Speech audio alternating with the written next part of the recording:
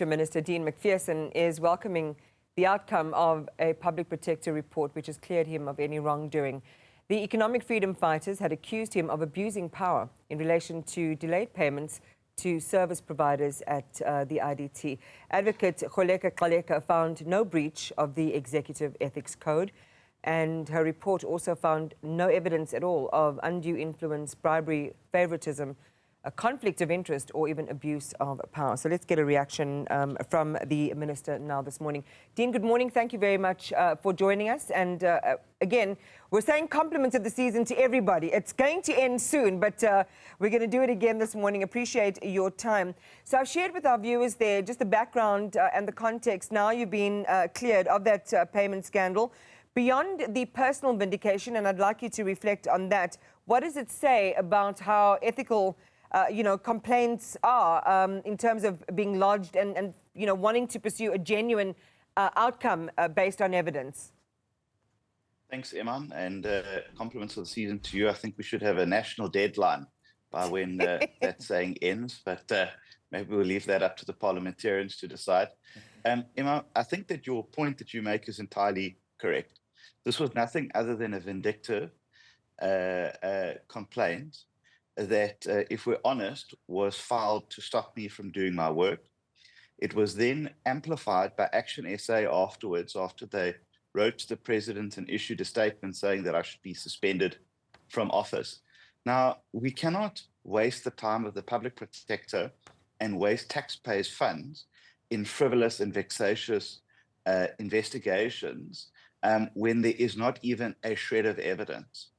And that is actually what the public protector finds, that there was not even a credible source of evidence that was submitted to her office. Worse than that, the Secretary General of the EFF didn't even bother to respond to her interim report. So he lost complete interest after she found in favor of myself. And I think that really there should be at least a minimum threshold in which some form of evidence or some prima facie evidence is submitted to the public protector when it comes to investigations. Yeah. Or else all we do is we clog up her office, with investigations that are either trying to settle scores or trying to remove people from doing their jobs. I'll circle back to the EFF in just a moment, but one of the things that you have said is that the complaints were part of a collective effort or a bigger effort to derail reform at the IDT.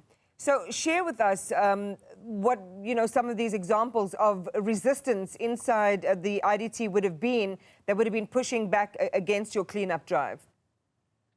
Well, it came at the exact moment and the exact time that we had begun a forensic investigation into the now well-known and ventilated 800 million rand oxygen plant tender that had been awarded by the IDT to a company that did not meet the basic requirements to do so, in which the supply chain management regulations of the IDT and National Treasury were violated, and which PwC found could never have happened in any instance.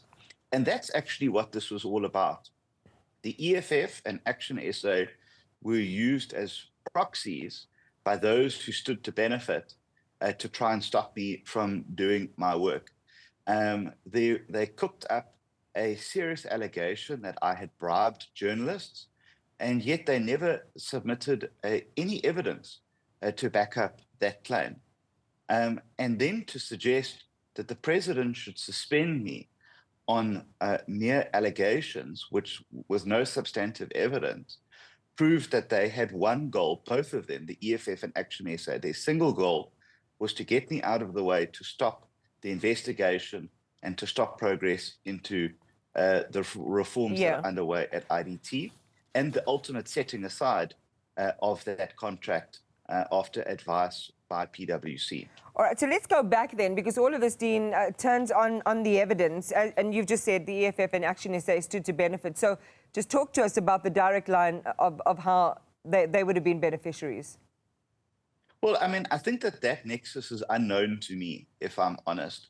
I don't know what the exact benefit was, but they both have led a sustained campaign against me, particularly around the IDT, around the process of appointing a new board, the racist and misogynistic attacks against the chairperson of the board, and the unwillingness to, at any point ever, support the work that we are doing. And one has to join the dots as to what their interest is into ensuring that the status quo remained. And we know what that status quo was. Yeah. It was bribing people. It was awarding contracts to people that didn't qualify. It was ensuring that regulations were flouted.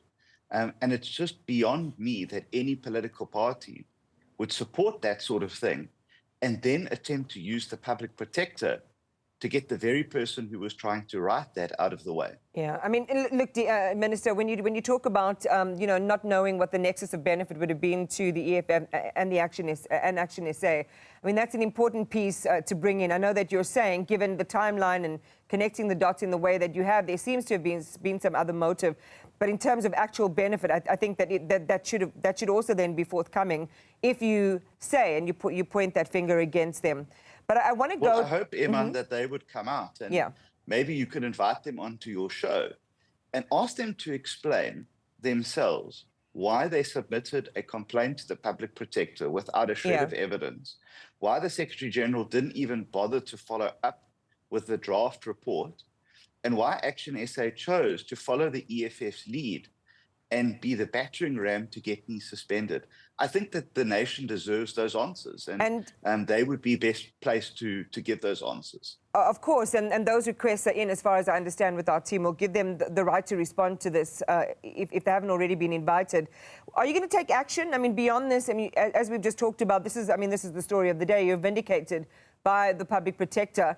But this is a serious matter. Serious allegations and accusations were made. It led to a serious implication for you, which you then had to fight. Are you going to take any specific action against the EFF?